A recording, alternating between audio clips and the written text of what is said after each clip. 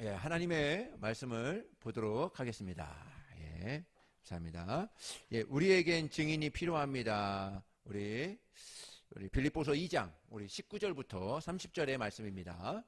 읽습니다. 시작.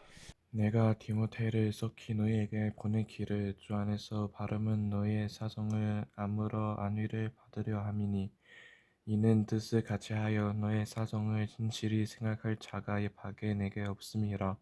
그들이 다 자기 일을 구하고 그리스도 예수의 일을 구하지 아니하되 디모데의 연단은 너희가 안하니 자식이 아버지에게 함같이 나와 함께 복음을 위하여 수고하였느니라. 그러므로 내가 내 일이 어떻게 될지를 보아서 이 사람을 보내기를 바라고 나도 속히 가게 될 것을 주 안에서 확신하노라. 그러나 에파브로디토를 너희에게 보내는 것이 필요한 줄로 생각하노니 그는 나의 형제여 함께 수고하고 함께 근사한 자요 너의 사자로 내가 쓸 것을 돕는 자라. 그가 너의 무리를 간절히 사모하고 자기가 병든 것은 너희가 들을 줄을 알고 심히 근심한지라. 그가 병들어 죽게 되었으나 하나님이 그를 긍휼히 여기시고 그뿐 아니라 또 나를 긍휼히 여기사 내 근심 위에 근심을 면하게 하셨느니라. 그러므로 내가 더욱 급히 그를 보낸 것은 너희로 그를 다시 보고 기뻐하게 하며 내 근심도 달려 함이니라. 이러므로 너희가 주 안에서 모든 기쁨으로 그를 영접하고 또 이와 같은 자들을 존귀히 여기라. 그가 그리스도의 일을 위하여 죽기에 이르러도 자기 목숨을 돌보지 아니한 것은 나를 숨기는 너희의 일의 부족함을 채우려 함이니라. 아멘. 네, 우리 주님의 은혜가 오늘 저와 여러분 가운데 함께하기를 예수님의 이름으로 축복합니다. 예, 오늘은 부활주일 예배로 하나님 앞에 올려드립니다. 정말 부활의 날, 정말 이 시간 과연 무슨 말씀으로 또 하나님께서 저와 여러분에게 주실까 또 기도하며 묵상하며 준비해 보았습니다. 하나님의 음성이 들리길 예수님의 이름으로 다시 한번 축복합니다. 우리에게 지금 필요한 것이 무엇일까? 하나님이 우리 교회를 통하여 저와 여러분들을 통하여 과연 필요한 것이 무엇일까? 말씀을 준비하면서 한번 보았습니다. 증인이 필요하지 않나 이렇게 보았습니다. 예수님을 믿는 사람은 많지만 예수님으로 사는 증인은 그렇게 많지가 않는 것 같습니다.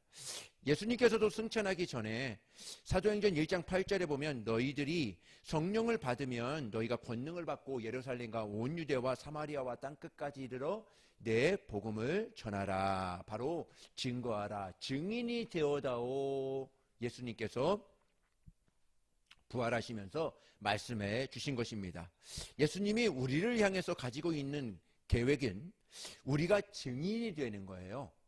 많은 것을 이 땅에서 누리고 많은 것을 행하고 많은 것을 축복을 받지만 받아야 되는 것이죠. 예수님의 사람들은 그 축복 다 받아야 됩니다. 근데 궁극적으로 반드시 우리가 하나님이 우리에게 원하시는 것이 돼요. 계획이 있는데 예수 믿는 우리 모두는 뭐가 돼야 된다고요? 증인. 무슨 증인? 예수 부활의 증인. 예수님이 부활하셨습니다. 예수님이 살아계십니다. 우리도 예수님 다시 오시는 그날에 우리도 부활할 것입니다. 다시 예수님께로 하나님께로 갈 겁니다. 이 계획을 주신 것이죠. 그저 교회 다니는 사람이 아니고 예수님을 정말 나와 함께 계시고 나를 통해서 역사하시는 것에 대한 삶으로 증거하는 그러한 사람들을 오늘 원하신다는 것이죠. 초대교회에 증인이 필요했어요. 왜냐하면 초대교회는 예수 믿으면 감옥에 들어가고 심지어 죽음을 당하는 그런 살벌한 상황이었습니다. 그런데 그런 형편인데 누가 예수를 믿겠어요, 사실은. 그렇게 살벌하고 잡히면 죽고 잡히면 옥에 가두고 하는 그러한 때에 누가 예수를 믿겠느냐는 것이죠. 예수를 믿으면 진짜 구원을 받으면 진짜 하나님의 자녀가 되며 영생의 축복을 누리고 예수님이 우리와 함께 계시는데 그것이 말로만 들어서 누가 예수님을 믿겠느냐는 것이죠. 이것이 초대교회 때의 그 예수님의 증인들의 생각이었어요. 그래서 이 증인들이 필요했어요. 그때는 초대교회의 부흥은 증인들 때문에 부흥이 일어난 것입니다.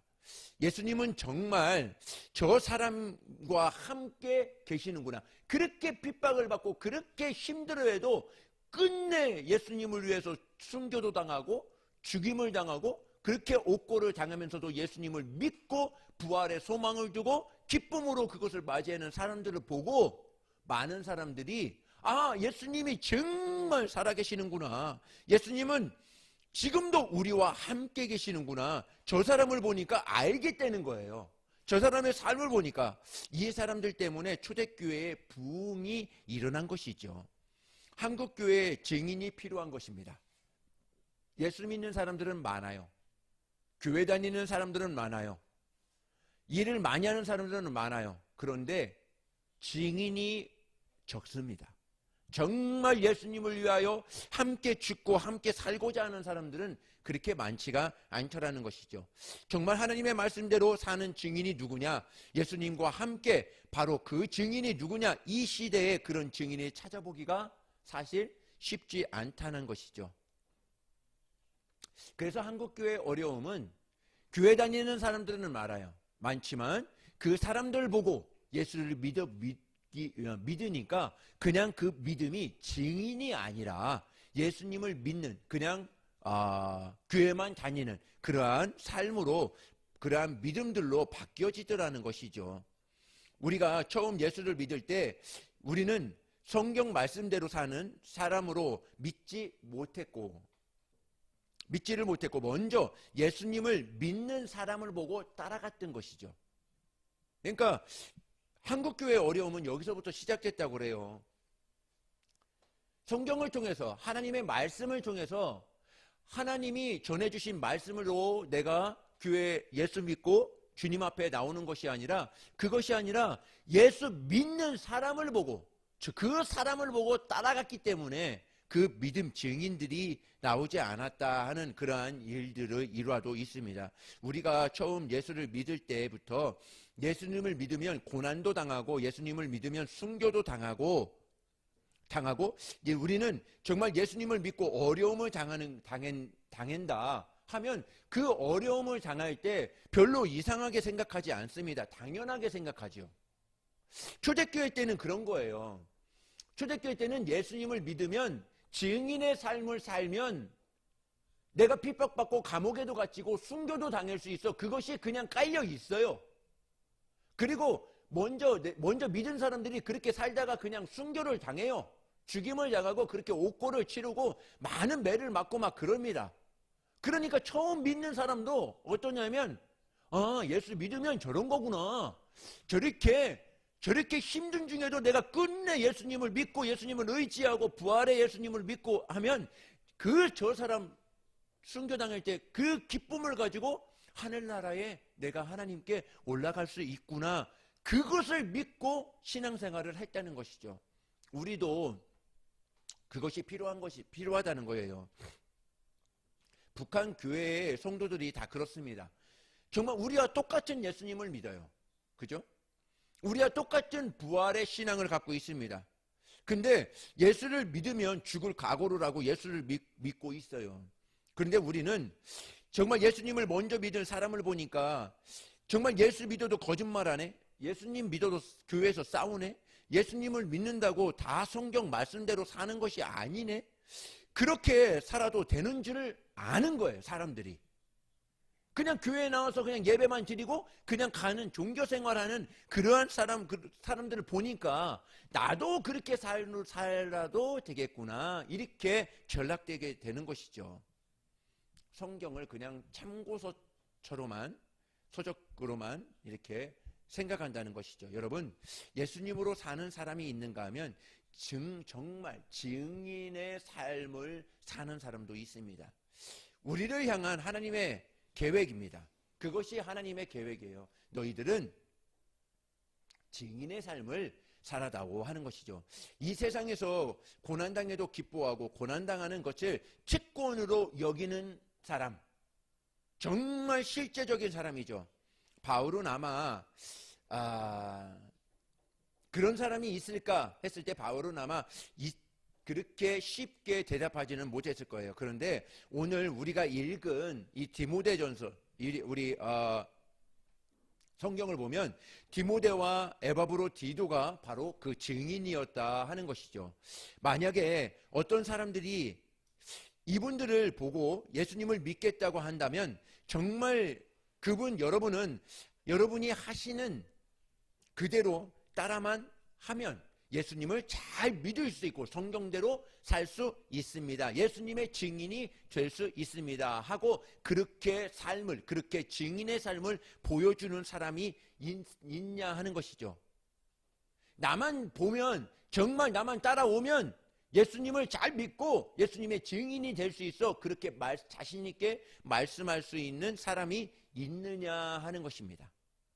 물론 이 중에도 계실 수도 있습니다. 그러나 적지 않다는 것이죠. 이것은 초대교회도 비슷합니다.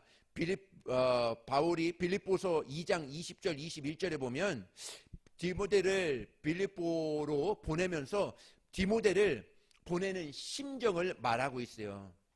바울이 말하기를 디모데만큼 정말 당신들을 생각하는 사람이 없다. 당신들에게 헌신할 수 있는 사람은 디모데밖에 없다. 바울 당시 때도 디모데처럼 하나님을 위해서 헌신하는 사람을 찾아보기가 어려웠다는 것이죠. 지금 디모데를 로마에서 빌립보로 보내는 것인데 보세요. 로마와 빌립보 사이에는 비행기를 타고 가야 하는 거리입니다.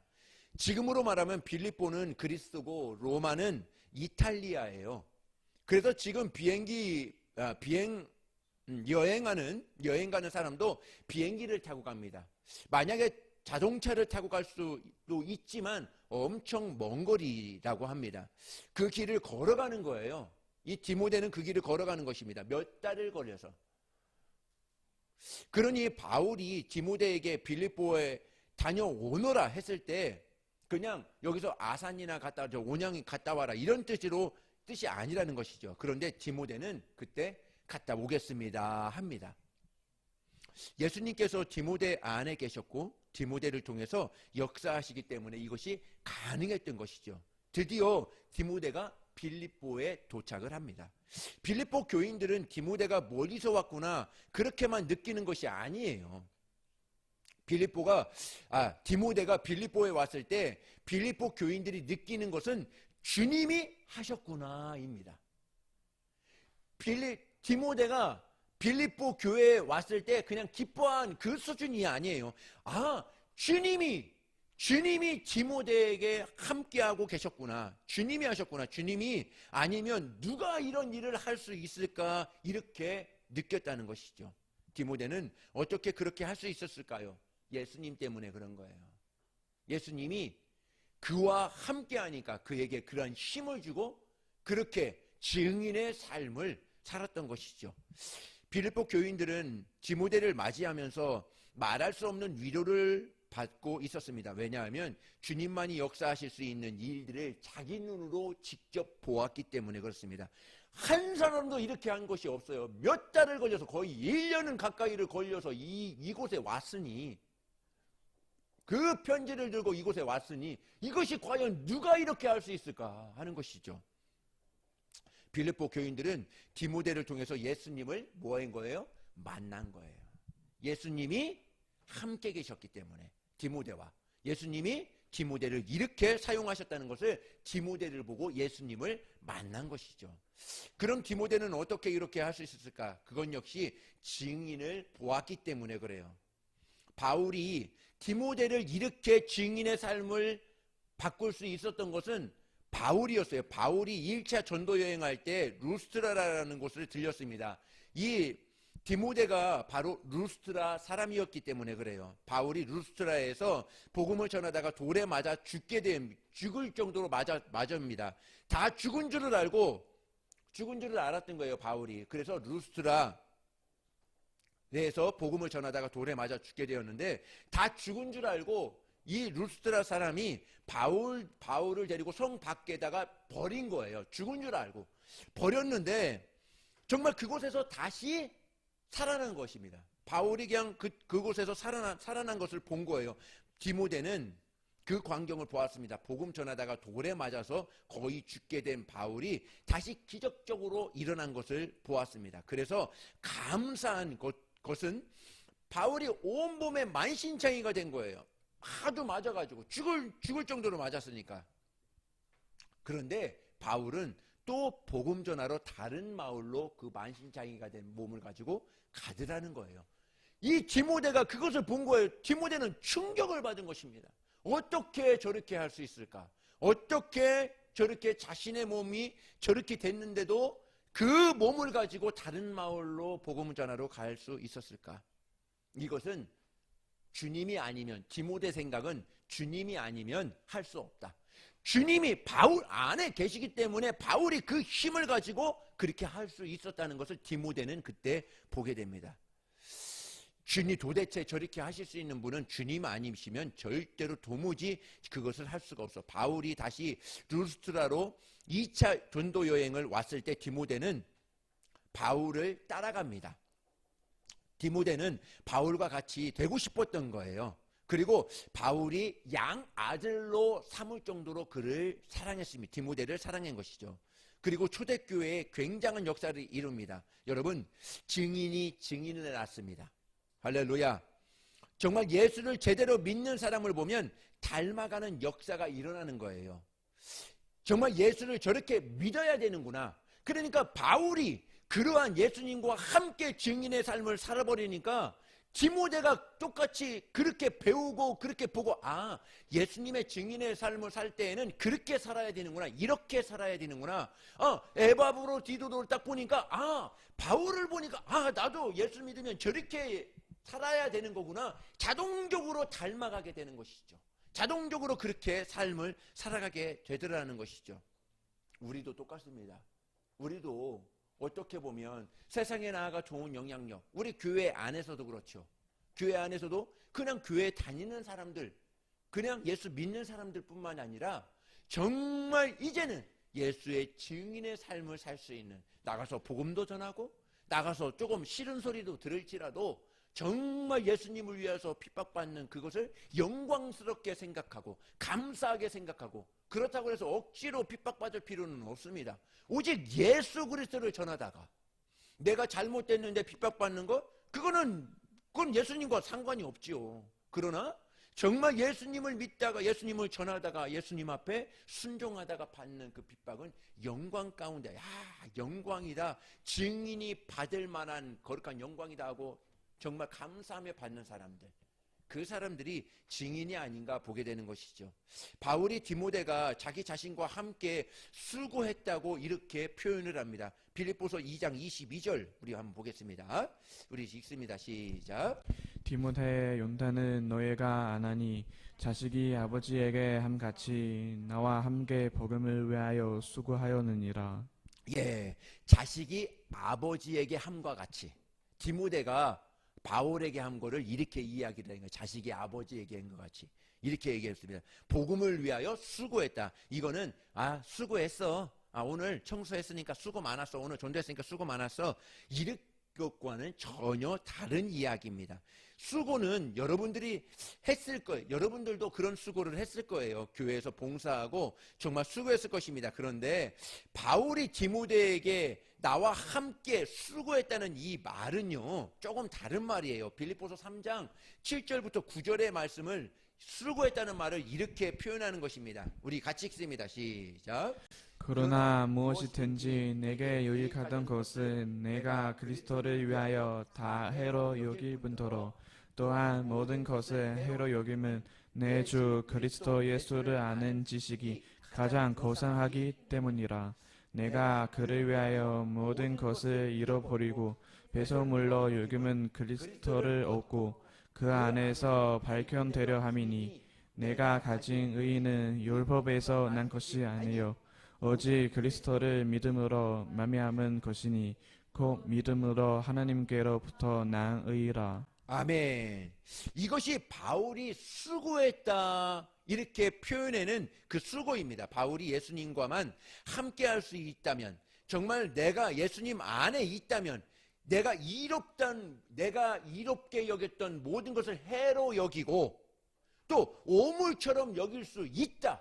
내가 예수님과 함께 할 수만 있다면, 이것이 바울이 바울되게 하는, 바울이 증인되게 했던 그러한 사역이었다는 것이죠. 디모데가 거기에 함께 했다는 말입니다. 이 고백에 이 디모데도 함께 했다는 거예요. 내가 가지고 있는 모든 것, 내가 가지고 있는 모든 지식, 내가 가지고 있던 모든 경험들 다 배설물로 여기고 바울처럼 그렇게 예수님의 증인의 삶을 가야 되겠다. 똑같이 그 믿음을 가지고, 이 바울의 믿음을 가지고 이 디모데는 순종하며 갔다는 것이죠. 디모데도 역시 예수님 한 분이면 충분합니다. 이 고백이 디모데에게도 있었다는 것이죠. 그래서 그들은 교회 공동체를 세우는 사람이었고, 그리고 바울에게 붙여준 동역자가 바로 이 디모데였다 하는 것이죠. 그들은 하나의 공동체를 굉장히 중요하게 여겼습니다. 왜? 자신들이 삶을 보고 모든 교인들이 따라오기 때문에, 그걸 보고 예수님을 믿고, 저렇게 예수님을 믿어야 되니까 저렇게 예수님을 앞에 왜 그러면 말씀이 없어요. 성경이 없어요. 그 당시에는 오직 정말 예수님을 먼저 믿은 그 사람들의 증인의 삶을 보고 따라갔기 때문에 예수님을 저렇게 믿어야 되는구나, 정말 증인은 저러한 삶을 살아야 되는구나, 그렇게 알고 있었기 때문에 그런 것이죠.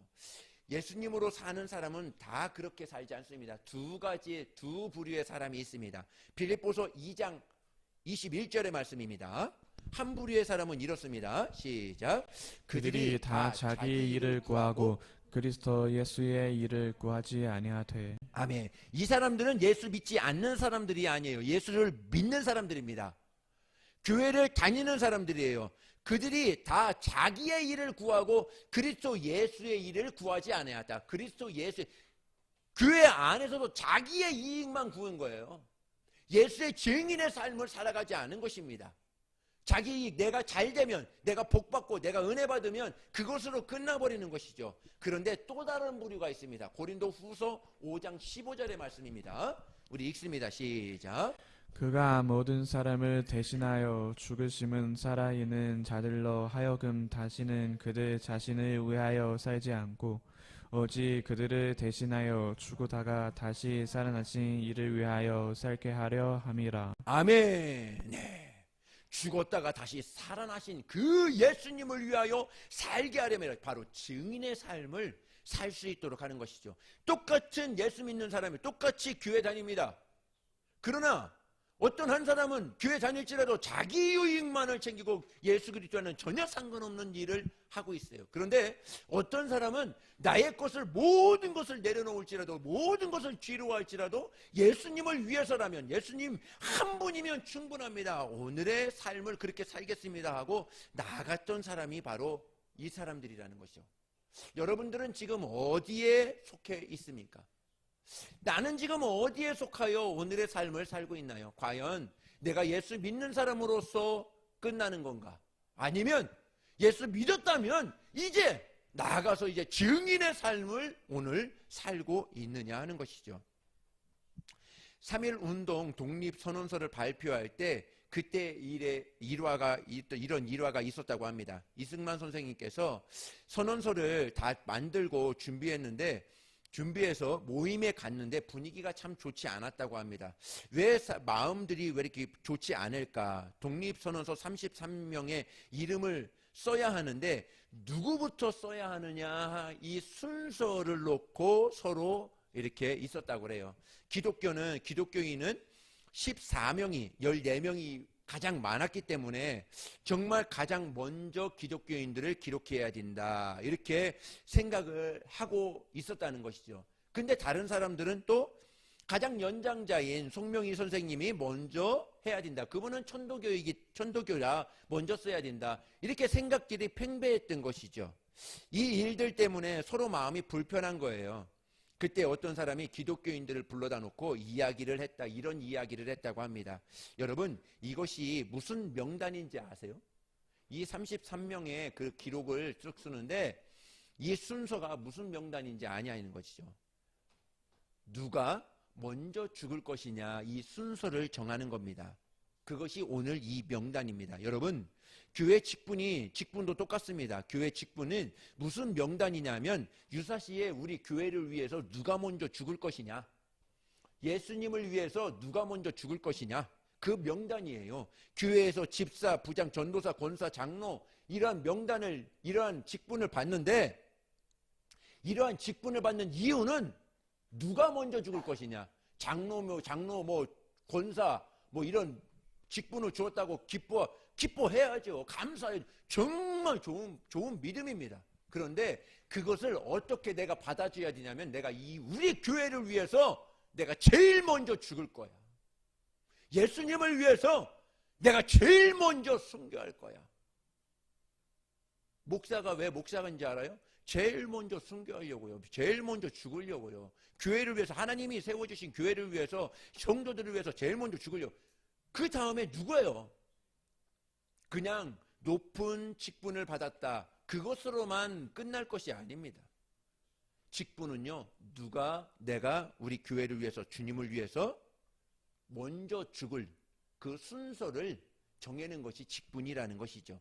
오늘 디모데와 에바브로디도를 통해서 내가 얼마나 성숙한 그리스도인이 되었나, 얼마나 그리스도 예수가 내 주인이 되었나, 그래서 내가 예수 그리스도의 증인이 되었나 오늘 보아야 된다는 것이죠. 바울은 에바브로디도를 세 가지로 호칭하고 있습니다. 오늘 본문에 보면 우리 2장 25절에 보면은 에바브로디도를 세 부류로 호칭하고 있습니다. 우리 읽습니다. 시작. 그러나 에바브로디도 너희에게 보내는 것이 필요한 줄로 생각하노니 그는 나의 형제요 함께 수고하고 함께 군사된 자요 너의 사자로 내가 쓸 것을 돕는 자라. 아멘. 예, 뭐라고 그랬죠? 첫 번째, 에바브로디도는 바울에게 있어서 나의 형제다 하는 것입니다. 또 두 번째, 나와 함께할 군사다 하는 것이죠. 또 세 번째, 너희 사자로 내가 쓸 것을 함께 돕는 자다. 이 세 명칭으로 이야기를 합니다. 그런 사람 정말 같이 우리 교회에 같이 두고 같이 봉사하고 같이 사역할 수 있도록 하는 것이 우리 사람들의 심리 아닐까요? 그런데 바울은 그를 빌립보에 보냅니다. 왜요? 빌립보 사람들이 그 에바브로디도를 더 필요로 하기 때문에 그래요. 여기 나와 함께 하고 있는 것도 필요로 하고 나와 함께 있으면 더 좋아. 왜 그러냐면 내 마음을 다 알아. 내 눈만 봐도, 바울 자신의 눈만 봐도 에바브로디도는 정말 속 시원하게 주의 사역, 증인의 삶을 다 할 수 있어. 그런데 에바브로디도는 나와 함께 있는 것보다 저 빌립보 교회에 가면은 더 잘 쓰임 받을 수 있을 거야 하고 그쪽으로 보냈다는 것이죠. 에바브로디도나 디모데는 정말 바울에게 있어서 큰 힘이 되었던 사람입니다. 그래서 바울과 함께 사역했죠. 그러나 나중에는요, 그들을 파송 보냅니다. 그들을 다시 교회를 세울 수 있도록 파송 보내요. 주님이 바울 안에 계셨지만 똑같이 주님의 마음을 가지고 있었던 디모데와 에바브로디도는 디도가 옆에 섬겨주는 사명으로 끝나는 것이 아니라 정말 하나님이 원하시는 그곳으로 다시 보냈다는 것이 중요합니다. 우리도 그렇습니다. 정말 우리가 하나님의 때가 되면은 하나님의 부르심이 저와 여러분들에게 있지 않겠습니까? 어떤 사람은 우리 교회를 위해서 충성할 수 있도록, 정말 충성할 수 있도록 합니다. 끝까지 말년을 여기서 보낼 수 있도록 합니다. 그러나 어떤 사람은 또 하나님의 부르심이 다른 곳에 있지 않을까 하는 것이죠. 그것을 그냥 내가 기도했다 해서 내가 응답받았다 해서 끝나서는 안 됩니다. 그것은 한 교회의 공동체 안에서 똑같은 마음을 목사에게도 주고 모든 성도에게도 똑같은 마음이 전해져야 한다는 것이죠. 그것이 중요한 것입니다. 많은 사람들이 자기가 응답받았다 해서 그냥 목사와는 전혀 상관없이 움직이는 사람들이 많아요. 그거는 뭐 물론 뜻이 있겠죠. 그러나 그거는 절대로 옳지는 않습니다. 그 사람에게, 나에게 주셨다면 나를 인도하시는, 나를 감독하시는 그 사람, 그 분에게도 똑같은 마음이 전해져야 된다는 것이죠. 그래서 축복과 파송의 그러한 은혜를 받고 파송을 받아야 되는 것이죠.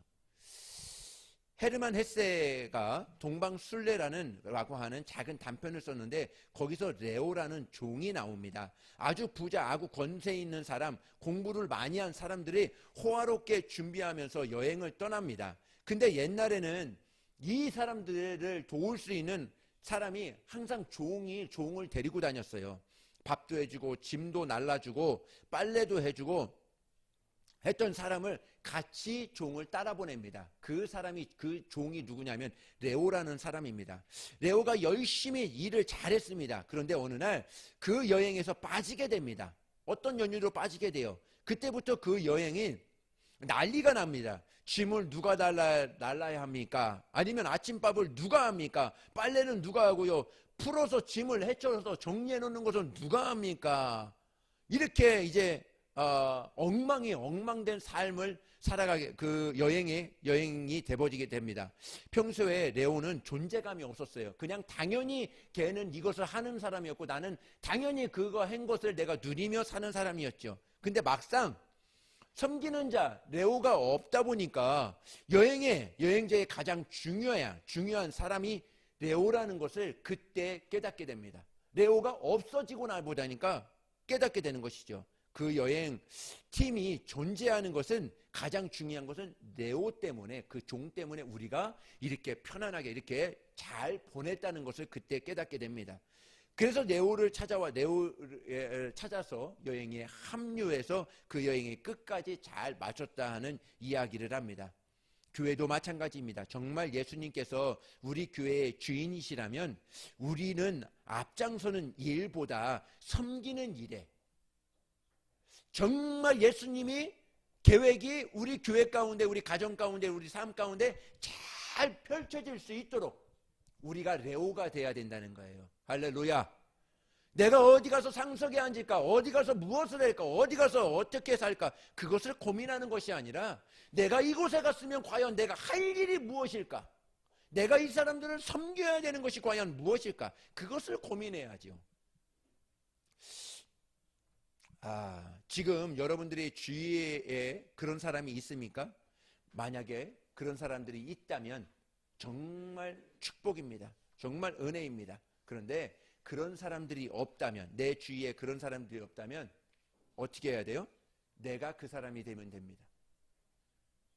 내 주위에 레오 같은 사람이 없으니까, 그렇다면 내가 레오 같은 사람, 섬기는 증인의, 예수님의 증인의 삶을 살면 되지 않겠습니까? 예수님이 잘, 하나님의 뜻이, 예수님의 뜻이 잘 이루어질 수 있도록, 그것이 바로 증인의 삶이 아닌가 보게 됩니다. 여러분, 주님의 증인이 되는 것은 간단합니다. 정말 예수님을 알면 돼요. 오늘 부활하신 예수님을 만나면 됩니다. 그 부활하신 예수님과 함께하면 됩니다. 여러분이 알고 믿으면 예수님은 여러분을 통해서 여러분 주위에 있는 사람들에게 예수님의 증인의 삶을 살 수 있도록 여러분들을 인도하신다는 것이죠. 이 말씀으로 마치도록 하겠습니다. 어느 목사님이 동역자를 위해서 기도했습니다. 성품 좋고 설교 잘하고 인품 좋고 이런 동역자를 내게 보내주시옵소서. 그런데 주님의 음성 듣고 깜짝 놀랐습니다. 너도 그렇게 기도하냐? 이렇게 주님의 음성이 들었다는 거예요. 다 설교 잘하고 다 인품 좋고 다 신방 잘하고 다 인품 좋고 그런 사람들을 다 보내달라면은 그런 사람을 다 어떻게 너희들에게 응답을 해줘? 그렇게 예수님의 마음이 들어왔다는 거예요. 우리는 어떻게 기도해야 됩니까? 주님의 마음이 무엇일까? 주님은 과연 어떤 사람을 원하실까?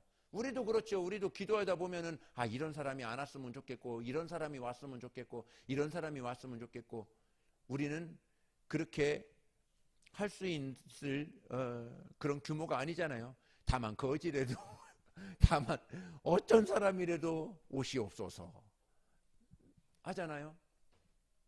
하나님은 그런 동역자들 때문에 한두 번 속은 것이 아니야. 내가 하나님은 그런 것에 더 이상 중요하게 생각하지 않는다는 거예요. 그런 것은 하나님이 더 이상 중요한 것이 아니라는 것이죠. 하나님이 찾으시는 것은 정말 마음에 예수님이 계시냐, 너의 마음에 예수님을 모시고 있냐. 나는 죽고 예수로도 살 수 있어? 예수님이 가라 하면 가고, 예수님이 오라 하면 오고, 이것을 하라 하면 하고, 멈추어 하면 멈출 수 있는 그런 사람을 하나님은 원하신다는 것이죠. 우리도 똑같습니다. 어떤 사람을 과연 원해야 되느냐, 어떤 사역자를 원해야 되느냐. 만약 사역자를 원하신다면 정말 예수님이라면 충분하고, 예수님이라면 정말 우리의 일생까지도 드리고 싶은 그러한 사람들이 우리의 사역자가 되고, 그 사역자를 바라보는 모든 사람들이 나도 저렇게 살아야 되겠구나. 그렇지, 예수 믿으면 저렇게 해야지, 저렇게 말도 하고 저렇게 행동하고 저렇게 예수님을 전해야지. 그것이 참된 증인의 교회요, 증인의 사람이 아닌가 보게 됩니다. 주변에 증인이 없습니까? 어떻게 하면 된다고요? 내가 증인이 되면 됩니다. 주변에 레오가 없습니까? 내가 레오가처럼 예수님의 종된 증인의 삶을 살면 됩니다. 여러분, 한 번의 예배로 인생을 바꿀 수 있습니다. 오늘 그와 같이 믿음으로 받고 이와 같이 살기로 결단한 우리 모든 성도들에게 정말 축복이 있기를 예수님의 이름으로 축복합니다. 우리 한번 기도하시겠습니다.